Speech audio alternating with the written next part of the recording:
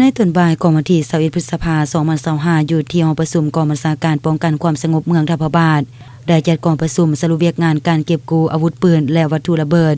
โดยการเป็นประธานร่วมของท่านสมสดแสงอาภรณ์เลขาคณะบริหารงานภาคเมือง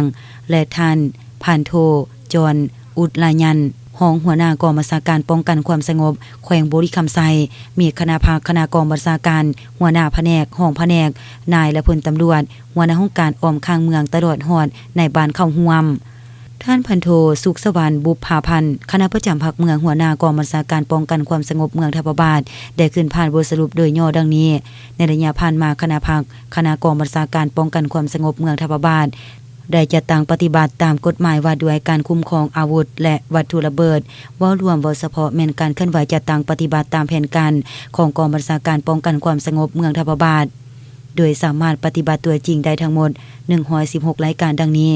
ปืนอากาศ1กระบอกลูกปืนอากาศ2ลูกปืนลูกซอง1กระบอกปืนแก๊ป41กระบอกปืนยิงลูกดอก29กระบอกปืนเทียน1กระบอก